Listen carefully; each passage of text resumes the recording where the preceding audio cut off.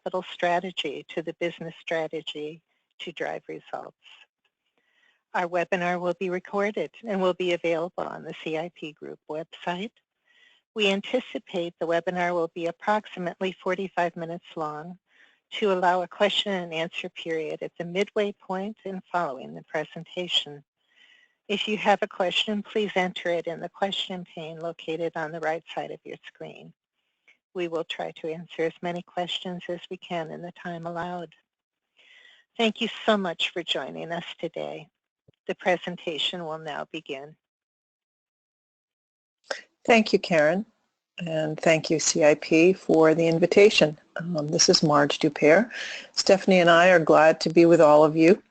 This is a topic that the two of us have both enjoyed and, quite frankly, at times struggled with over the course of our careers. And we believe we have several insights that can help you and your organizations. But we'll let you be the judge of that over the next 45 to 50 minutes.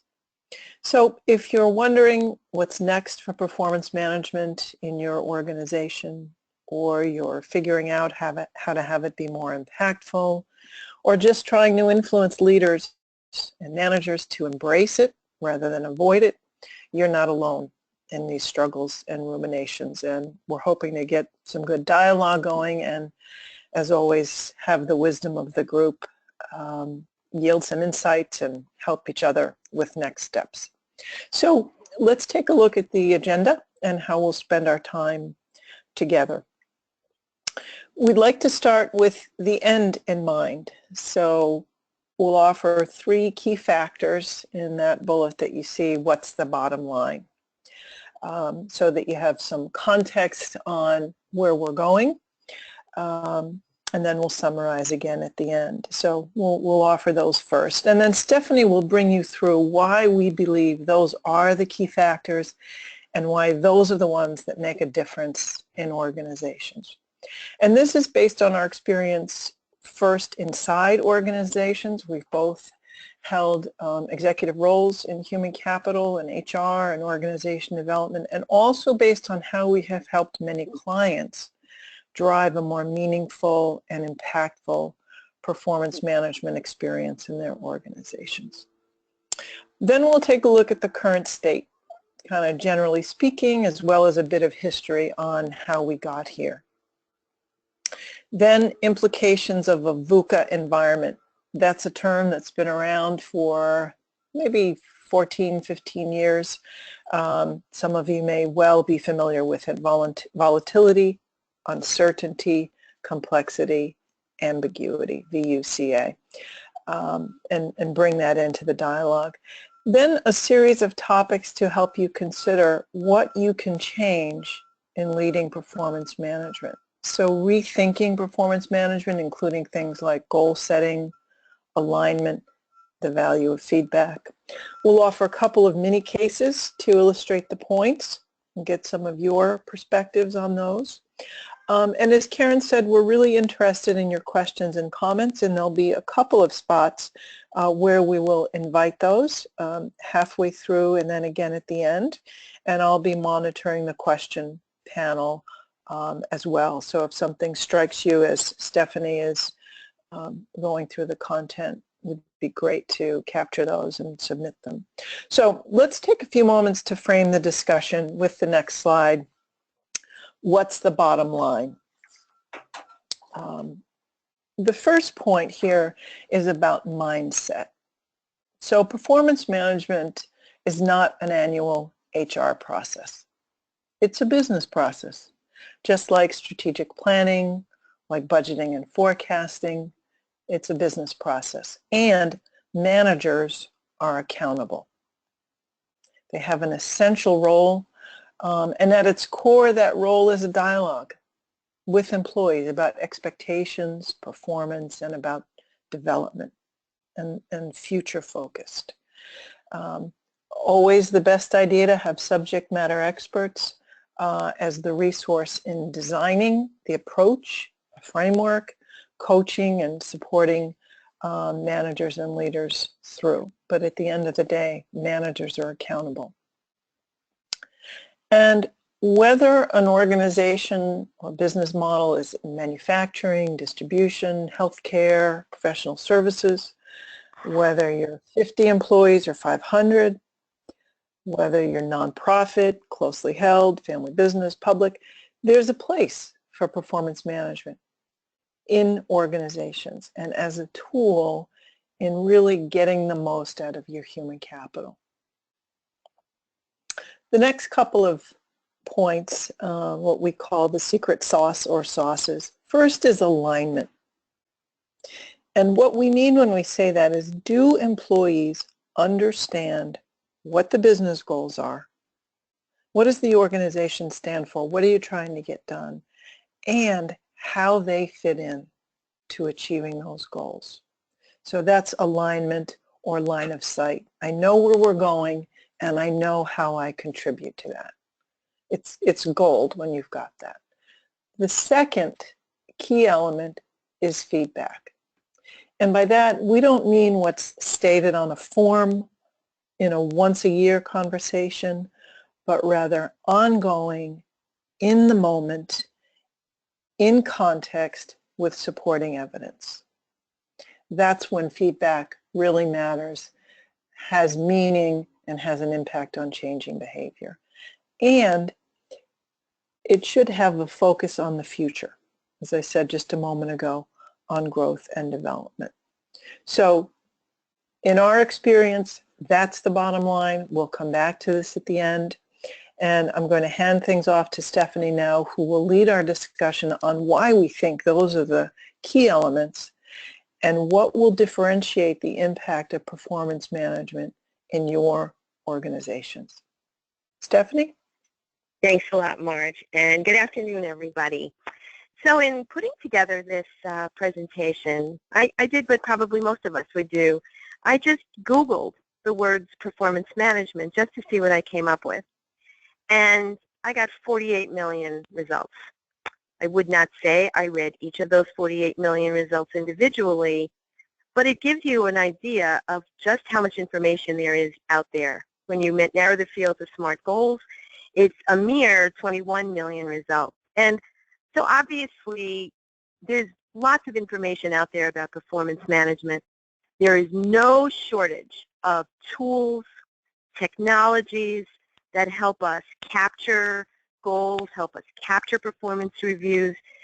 But I thought today what we would really focus on is not the how or the tools, but really the why and the what of performance management.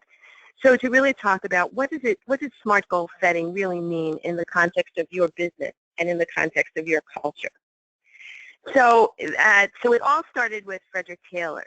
So if any of you knew me personally or individually, I would already have subjected you to one of my rants about Frederick Taylor. If the name Frederick Taylor doesn't come immediately to mind for you, no worries. Frederick Taylor died about 100 years ago, but Frederick Taylor was the author of a theory that's still very much in practice in industry today and very much in practice, I think, in human resources organizations today. And his whole approach was what he called scientific management. And Frederick Taylor was an expert in time and motion studies in steel factories in Pennsylvania at the turn of the century. And his basic goal was to figure out how to get men, at the time that was the workforce, to make more widgets in less time to generate more revenue for the company. And so he came up with this idea of a standardized job description. Here's the task list, and then the notion that only the manager could come up with that task list, because the manager was the only one competent or qualified to be able to articulate what the tasks for that worker were. And then the goal was to get that worker to perform those specific tasks at a specific price point.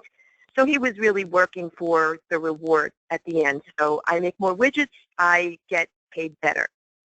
So, sorry, I've been motioning. I'm here by myself motioning, and I accidentally advanced the screen. So what we have from Frederick Taylor then is this notion of a task list, We have from Frederick Taylor this notion of I achieve these results, I get this Y outcome. The manager controls the process. I get paid for my performance.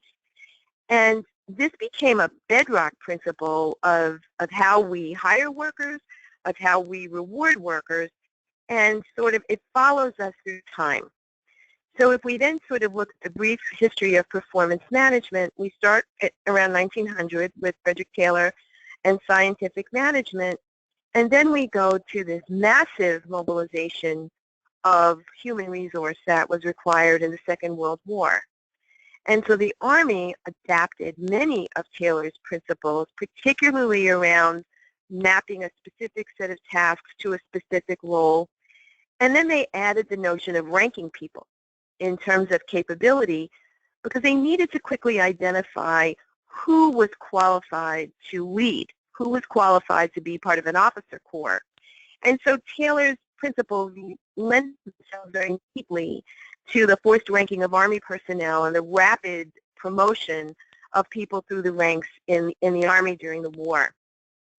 So by the 1950s now, you've got a demobilized Army, but so many people in the workforce have come to the workforce directly from their military experience that they bring many of the same systems and principles to the workforce. And so we see in the workforce, again, the ranking of people, the notion, Taylor's notion of job descriptions tightly tied to a specific set of tasks and deliverables.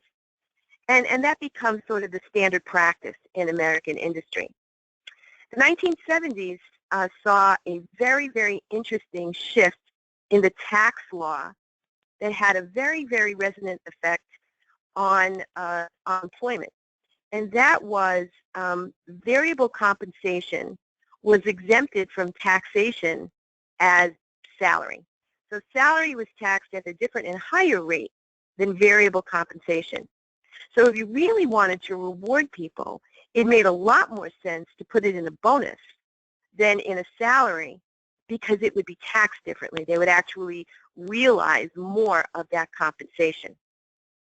So we move forward through time, and then in the 1980s, we come to yet another sort of distinction that we're going to make in employee evaluation, and that's GE, Jack Welch, the business guru of the 1980s and early 90s.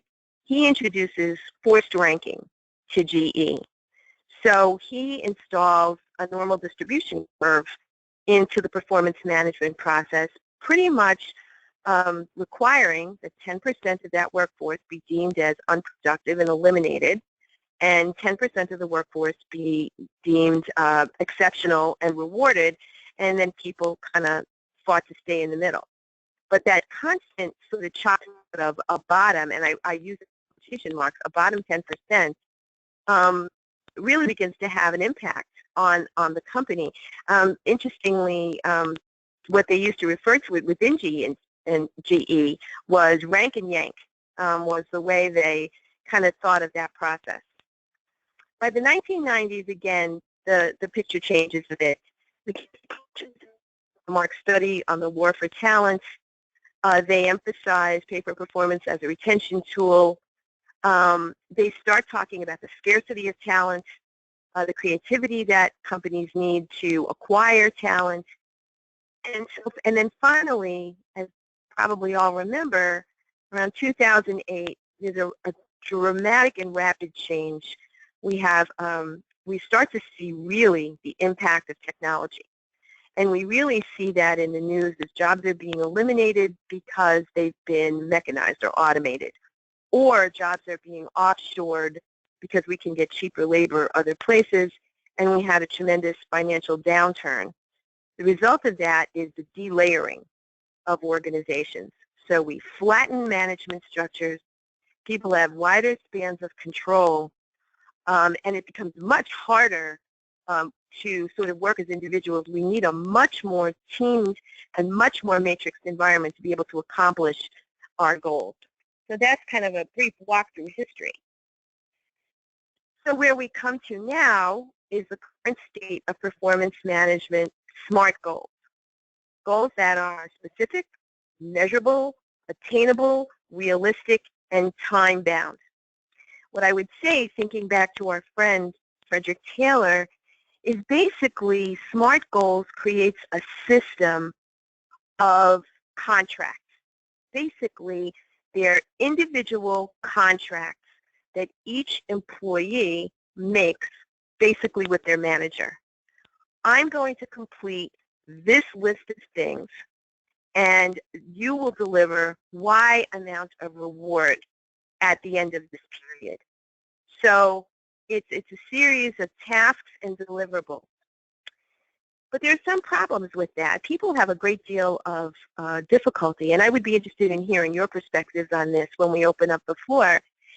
Sometimes people have a great deal of difficulty distinguishing what's the routine task part of my job and what's a goal, what's a smart, measurable, attainable, realistic, time-bound goal.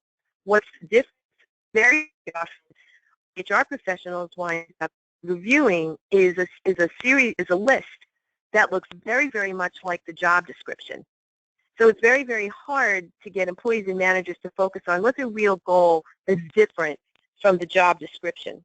I have a funny story to tell about this. I was working with a manager, and we had just installed a performance management process in an organization that I was working in, and we were very, very keen on this particular piece of technology. I don't know how many of you use it, Halogen, which is a good tool, but we'd gotten so wrapped around the axle around the tool that we really didn't check for lots of understanding with our managers about did they understand what goal was. So in a follow-up conversation with a manager, I said, well, what kinds of goals did you set with your employees? And he said, you know, I was really so confused about that. I told them to set a personal goal. So I advised somebody to set a weight loss goal. And I just sort of stepped back, took a deep breath, and said, and your plan for evaluating that goal was to weigh them at the end of the year? And so there's a great deal of confusion about what constitutes a SMART goal. On top of that, as Marge mentioned before, it's a VUCA world. So back in 2004, the Army War College was looking at the landscape that they were facing. And they realized that the age of the battle plan, the 18-month battle plan, was probably over because the environment had changed so dramatically. So because instead of, you know, fighting another army, you may just fighting an armed insurgency. Instead of fighting a group of people, you may be fighting a single person who can be very, very disruptive to your operation. And so they termed it VUCA, volatile, uncertain, complex, and ambiguous. And that Army terminology was very, very rapidly adopted by business to describe, you know, the environment that all businesses found themselves in, beginning with the economic downturn in 2008. So I think, and it's easy to say, well, this applies to big businesses. This doesn't really apply to my business, which is much smaller. But I would say, well, maybe let's think about that again. What would it take for your competitor to completely disrupt your business? Could they offshore some of what they're doing so that all of a sudden they are competing with you but at a much lower price point? Or are you competing for talent? What would happen if a very critical person in your organization decided to leave? So I think the VUCA environment is something that any organization of any size is facing. So we say when we look at change in volatile, uncertain, ambiguous, and we look at SMART goals and we do a side-by-side comparison, we really, I think, have to ask ourselves, are SMART goals, the way we currently apply them, are they really a 20th century response to a 21st century problem? So if you sort of look at what SMART goals presuppose, again, SMART goals are a performance contract that first of all says this complex thing can be completed in a 12-month time frame, when actually 12 months is a very arbitrary time period. if it's really hard and really complex, we may get some pieces of it done in 12 months. Some sort of 12 months, the end point, and we're going to evaluate from here, may not be as relevant as it once was. The conditions at the conclusion of a project will be the same as the conditions at the beginning. So we think of 12 months as, not really a long period of time, but it actually may be, given the fact that things can change very, very rapidly. Or as we begin down a particular road, we may find that the road diverges. So that assuming that the conditions in January are going to match the conditions in December or whenever your annual process is, also may not be a valid assumption. The third thing is that we assume that if I've created this performance contract with you, my manager, that I'm really in control of all the variables that will determine whether or not this gets completed. When actually, I may be in control of some of them, but I am rarely in control of every unexpected thing that can happen that can impede the outcome. And finally, that the outcomes that can be measured are the outcomes worth measuring. And I think that's where we get into the problem with my goals are a restatement of my job description. If I just do these things, I can count how many times I did that. That's an outcome worth measuring. When really, I may be required to do something entirely different and new, and that would be much harder to measure. If you look at what the VUCA world assumes, it assumes that time periods and priorities are fluid. Things change. That change may be unpredictable, but it is inevitable. So that something somewhere is going to make this look different in the middle of the project or toward the end of the project than it did in the beginning. Employees need to respond to these changing variables. And most important, an annual measurement, which is a summary and a look back over the course of a year, is sufficient when actually it's a total rearview mirror look. It doesn't offer any opportunity to change, to develop new skills, or to reset priorities. And finally, outcomes be the products of multiple attempts. Lots of try, fail, try again. And when we talk about wanting innovation in the workforce, empowerment in the workforce, then try, fail, try again is not exactly facilitated or supported by a highly outcomes-based performance management system. So when you kind of look then again at, well then, people can't function without goals. 100% true. But we can make SMART goals a lot smarter. First of all, by understanding less is more. So less is more speaks to the fact that 8 goals are too many goals. 8 goals are probably more of a restatement of my job description than the actual 1 or 2 things that I need to accomplish to move the company forward. So the first thing is, in establishing goals, alignment with the business plan is key. We mentioned sort of the elements of the job description, while necessary, aren't sufficient to be talking about a goal. So a SMART goal really starts with 2 questions. Do I understand the business plan? And how specifically does my job advance the plan? And in that case, less is more. I may really only have 2 or 3 points that I can directly move the outcome, rather than an 8-item list. Less is more. So when we look at how that kind of gets played out here, we look at this graphic, which just says, we have the business plan. Then the question is, how does my team support the business plan? And what are the critical few actions I can take to specifically support the business plan? When we're looking at this graphic, the one thing I want to underline is that a lot of companies, particularly large companies, spend a ton of time in a goal cascading process, which really holds people on the foundational level of the pyramid hostage. I can't set my goal until I understand what people 5 levels above me are doing. And I wouldn't want this graphic to leave that impression with you. What I would say is that the business plan can actually be stated usually very simply. I'm in any size business. Is our goal this year to increase revenue? Is our goal this year to improve customer service? Is our goal this year to improve our margins? Those are pretty simple articulations of what a goal is.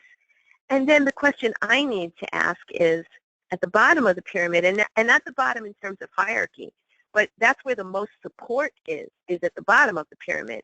What can I do? What are the one or two things I can do to move that larger goal forward? So to look at an example here, when we look at sort of setting a goal, the goal at the top of the house can look very big and very abstract. And it's hard for an individual employee to connect with, well, what's my piece of that? So let's look at our friend Larry. Larry is a nursing team leader. A hospital is losing Medicare reimbursement because its hospital-acquired infection rates are causing readmissions. The business plan calls for an uptick in quality scores and a decrease in readmission rates.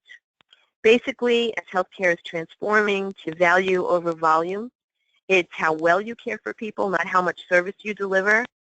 The scoring and reimbursement criteria have changed.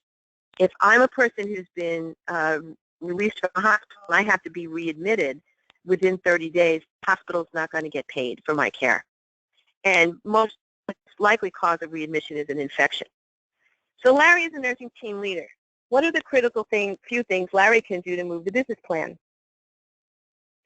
Well, basically, Larry's job list as a nurse involves dispensing medication, reading doctor's notes in the record, putting notes in the record, talking with families, answering patient requests.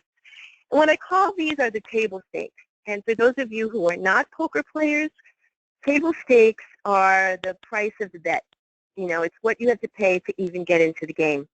So just to be in his job, the foundational chores or jobs, tasks that Larry has to perform involve dispensing medication, monitoring patients. But what can Larry do as a goal to help that hospital capture more revenue?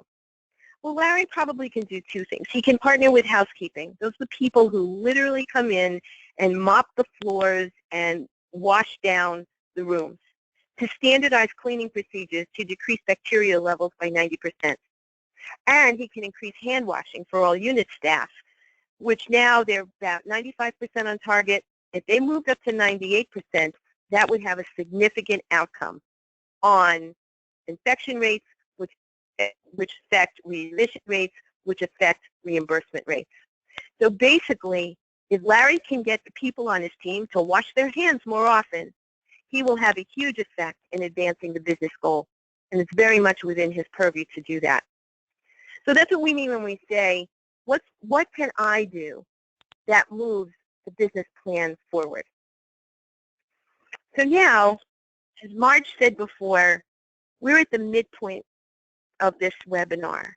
So I guess the questions, so I'm opening the floor now to your questions. What questions do you have so far? I'm interested in knowing what are the main goals or plans for your firm? How well do your employees know it and understand it? And what are the critical few things an individual employee can do to support your business plan? So Marge? We had one question, Stephanie, which is, please remind me what VUCA stands for. So I responded in the control panel: volatility, uncertainty, complexity, and ambiguity. And so far, that's the only question. Oh dear. So I will assume that silence is assent, and in the absence of questions, I'll move on. So in goal setting, less is actually more. More focused, more tied to the business plan, less connected with the daily routine tasks that I need to perform that are the essence of my job description. In feedback, it is just the opposite. More is more. So what current research is suggesting is that a lot of companies are moving beyond the annual performance appraisal, and they're moving to a series of check-ins conducted more frequently, or most importantly, at the conclusion of a project.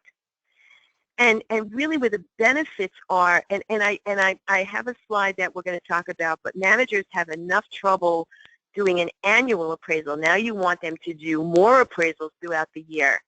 But let's sort of set aside for a minute the procedural requirements, and let's focus again on the what and the why of feedback. First of all, in an annual performance appraisal, it's this retrospective look at an entire year of performance. I don't know about you, but if someone asked me what I did a week ago today, I might have trouble remembering it. So to look back over an entire 12-month period is very, very challenging. So I would be able to tell you in a general sense what I've done, but the benefit of more feedback is that it's tied to a specific project outcome. We were supposed to get to this place by the end of the month. Did we get there? What stood in our way? The second thing it really allows us to do, and that's most important, is it allows managers in real time to adjust priorities, resources, and time frames in response to real-world conditions. So I have another example. I was working with another team of managers, and we had a manager who was very frustrated by the performance management process, and and just didn't see the value. And this manager said to me, okay, so what if a person doesn't perform? What am I supposed to do then?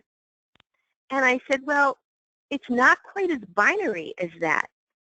What's really important is to understand why the person wasn't able to deliver or didn't deliver what was committed to. Did the priorities change? Did they not have enough resources? Did they not have the appropriate skill set? Were they unwilling?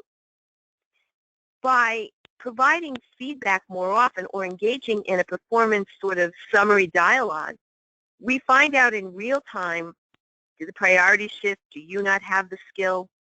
Do you need more time? And it allows adjustments in real time.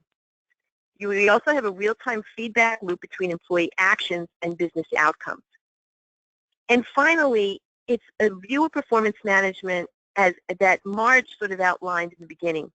It's a normal business process, just the way finance departments and financial organizations review what the financial results are on a monthly basis, and they forecast kind of where we're going to be.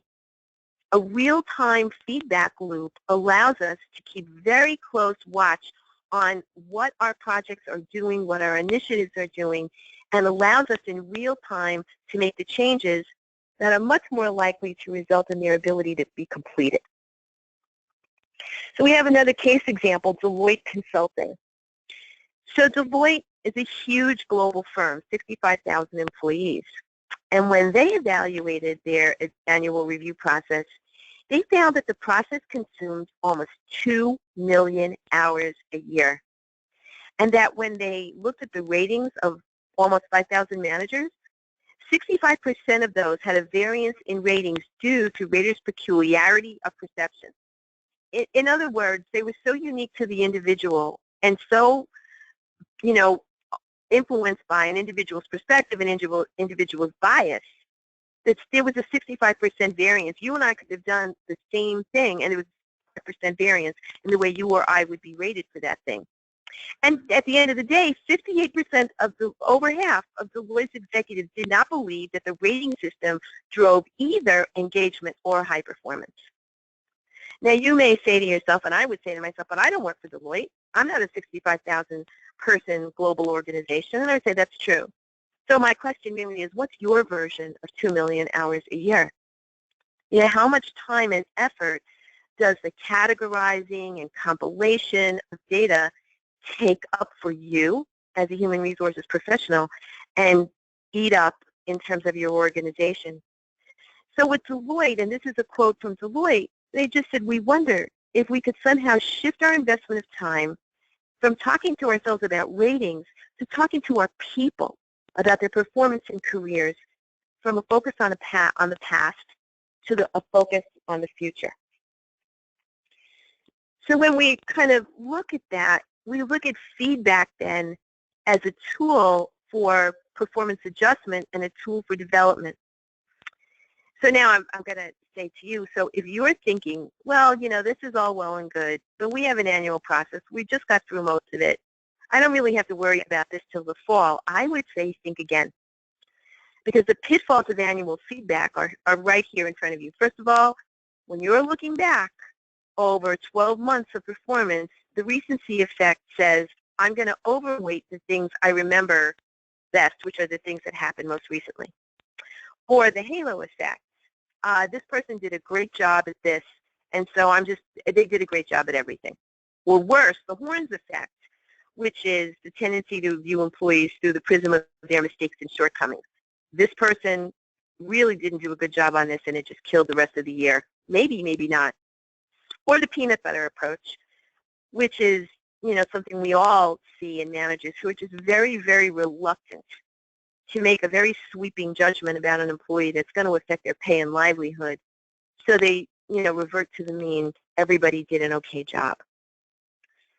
So instead, if we look at feedback differently, and so again, as our technology professionals have brought more and more, not just technology, but in terms of methodology to the workplace,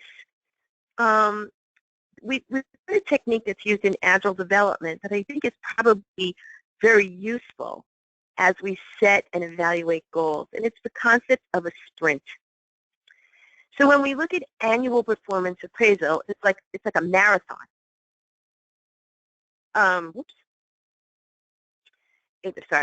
It's like a marathon. We have managers who have to look back over a very lengthy period. But if we conceive of performance as a series of sprints, where are we in this project? Where are we in this initiative? And we use that to check in. We can still use SMART goals, but we use them in a different context. So they're specific. We need to connect them with the outcome of a specific project or initiative relative to the business plan. So the job description task list is something that we move to the side. They're measurable in terms of we address the percentage of the project or initiative completed during the period. We don't wait till the end of the period to say, did you get 100 on the test? We check in at the 20% mark or the 25% mark to say, have we completed 25%? Why not? And then how do we recalibrate going forward? Actionable, it relates the specific role that the employee has played. Larry increased hand washing. This had a tremendous outcome on our Medicare reimbursement. Is relevant, is viewed in the light of the overall initiative or project, not the job description. And finally, focuses on a shorter period, is timely, leaving ample time to course correct, reorder priorities, or add skills and resources. So we really are using SMART goals as a tool to enhance performance, develop employees, and by the way, not incidentally, increase their engagement in a specific project or initiative. So I've alluded to this before where managers will say, oh no, please don't make me do this now 5 times a year. 1 time a year is hard enough. And I would say yes, compiling a year's worth of performance documentation and unearthing year-old goals, that does create a time burden for manager. But as Marge alluded to before, it's really the quality and frequency of the conversation that's rooted in a real-world business context, not a general, how are you doing, but let's look at where we are in connection with this particular thing we promised to deliver, so that we build a culture of frequent checking in and checking up. Documentation can be as informal as an email or a note, a project note that a manager completes. the outcome, the desired outcome, is the ability to address performance shortfalls in real time, adjust priorities, and focus on developing employees instead of judging them. That would take a lot of the anxiety and sting, I think, out of the end-of-year process. In the article, Why GE Had to Kill Its Annual Performance Review After 3 Decades, they said that there's a growing realization that the annual review is just not a good way to manage people or boost outcomes. It leads to a tendency for HR to focus on process over outcome. I speak as someone who has also chased managers for completed performance reviews, spent lots of time teaching people how to use the tool, how to use the form, and has come to the realization that sometimes we get so focused on the process that we lose sight of what the outcomes are supposed to be. So we have other considerations about, kind of the relationship of performance management to rewards. And we could talk more about the design of compensation systems, but that was not our focus today. If you have any questions about that, please, raise them and we'll try to address them. But for now, I see, as I look at my watch, that we are ready for the bottom line. And again, to reiterate, SMART goals are only smart when performance management, and let's be clear, it's a continuous feedback loop. It's continuous and it's part of the business process, just as monitoring our budget is continuous and part of our business process. That the goals themselves are tied to how am I advancing the overall plan. I understand my individual tasks, but that's my table stakes. Feedback is given frequently, and we look at performance as a series of sprints rather than a year-long marathon. And that employees understand where the business is going, how they fit, and how they're doing. So I would say that brings us exactly to the 45-minute point, and we would love to hear your questions and your comments. Stephanie, if you could just go back to the prior slide for a minute on other considerations. We don't have any questions yet in the queue here, so let me just make a few comments on other considerations as we're wrapping up and give folks a little more time for questions. So here, Stephanie and I wanted to offer a few elements that we don't have time to go into today, but that we feel is important for you to consider if you are on the threshold of designing or redesigning or rethinking performance management in your companies that have an important relationship to successful outcomes of the performance management process. And one is what Stephanie so skillfully talked about, which is the relationship of performance to rewards. To ask the fundamental question, do you want a culture that is pay for performance oriented or not? I just finished a client engagement as a quick example where they moved to a pay for performance culture. Previously, everyone received the same. They received a cost of living increase, the same percentage, irrespective of performance or contribution to the business. And this worked at the beginning. They were a small nonprofit, and it worked. We're all in this together. It fit their culture and their business model. But as the business grew, really tripled, the higher performers, those who were raising funds, became quite unhappy with this more egalitarian approach. So they moved to both differentiated base pay and a variable component that, again, to Stephanie's points about it's a VUCA world, the world changed. Their business grew dramatically, and where they were really no longer fit where they needed to be. So to think about that, the relationship of performance management to rewards.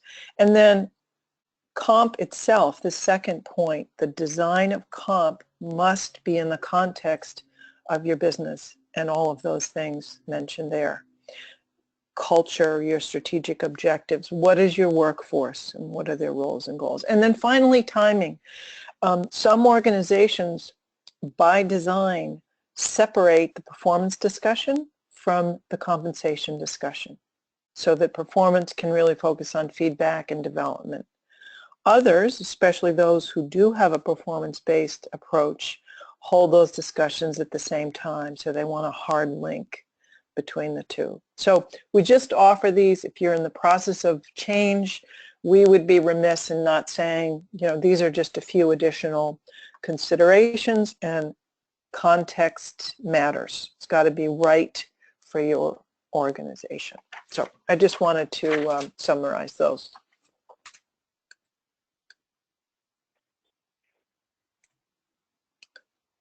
Stephanie, there? Thank you, Marge. Yeah, I'm here. Thank you so much. So I'll ask, does anyone have a question? I think there's a way for you to come off of mute if you just like to ask the question so that the entire group can hear, or you're certainly able to kind of enter it into the dashboard.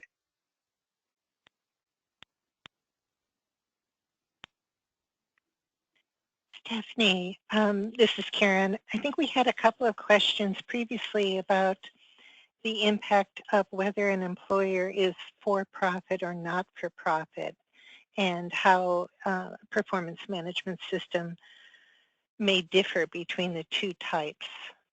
Could you offer any insight or comments on that? So, I mean, I certainly will share some of my perspective, and Marge, you've done a lot of work in the nonprofit sector as well. In my work with nonprofit organizations, I found that their ability to provide a line of sight to each individual employee to the ultimate mission and goal of the business is critically important, because they are normally nonprofit or not-for-profit organizations. They are functioning with very limited resources financially, and certainly the notion of variable compensation or a reward structure is a little bit unusual unless you're in a very large nonprofit. But but because they have to work so efficiently to achieve their goals, because they really don't have a lot of room budgetarily for error, it makes all the more sense for them to focus on sort of each individual's role in advancing the mission, and then sort of each individual's actions that will advance the mission. So I would say in a nonprofit environment, and also let's understand, commitment to the mission is frequently a driving motivation for people in a nonprofit organization.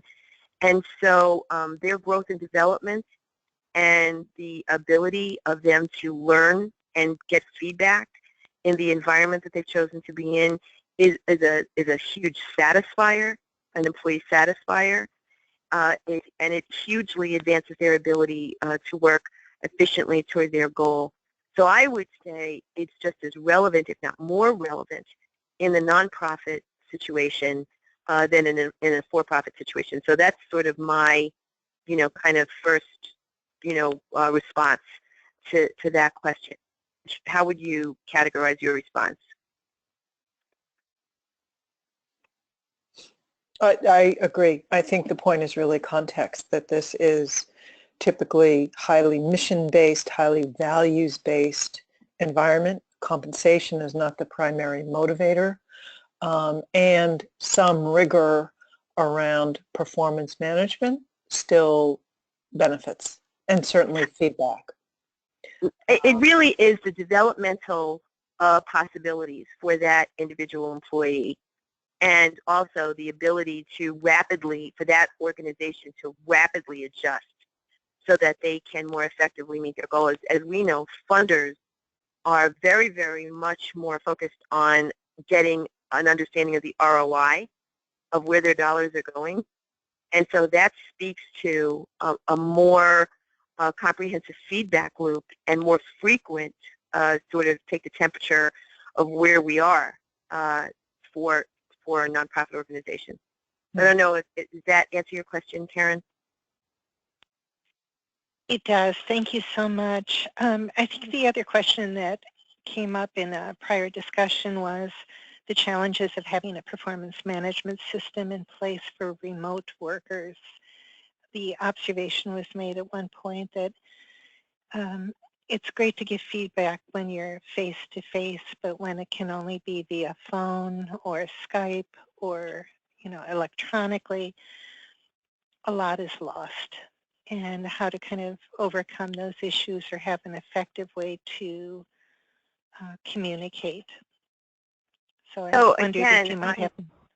So I would say if it is absolutely a very, very awkward, difficult process if I'm going to have my annual Skype meeting with you to tell you from X number of miles away how you did. So that's why we talk about in feedback, more is more. But if I have a monthly call with you, and it's not an assessment of you, it's a check-in. Where are we? How are you doing? What are you finding? Where are you making progress? Where are you not making progress? How can I help accelerate your progress? If I build that call, if that's a regular cadence for me, then what I'm not doing is at the end of 12 months going down the checklist with you. Did you do this? Did you do this? Did you do this? Did you do this? Because I've been in a dialogue with you, and I cannot stress enough that with feedback that more is more. If I'm in a regular cadence with you where we're sort of focused on where are we in relation to this outcome, it actually takes a lot of the heat and the pressure off that all or nothing, do or die annual call. Marge? Yeah, I think that's right, because the relationship is there. So many organizations work very effectively with a remote workforce, and technology really enables those connections and those opportunities for the relationship to be built over time. So I think that's a great point. We didn't have a question, but we did have an idea here that I'll put out that's in the dashboard. Maybe the term performance management needs to be changed in the context of this discussion. It is a very broadly applied term. So I will just give you my unmediated response is that's great. Yes, I think it. Yep. I must agree. I think we've reached the end of our time. And Marge, Stephanie, thank you so much for your presentation and the information, your expertise and your experience in this field. It's been great. And thanks to all our attendees as well for joining us today. We hope that you have a great day, and we look forward to seeing you at our next webinar. If you have questions, please feel free to reach out to any member of the CIP group, and we will be happy to connect you as well to Marge and Stephanie if you have something specific that you'd like to ask. So thank you so much. Thank you. And I hope you have a great day.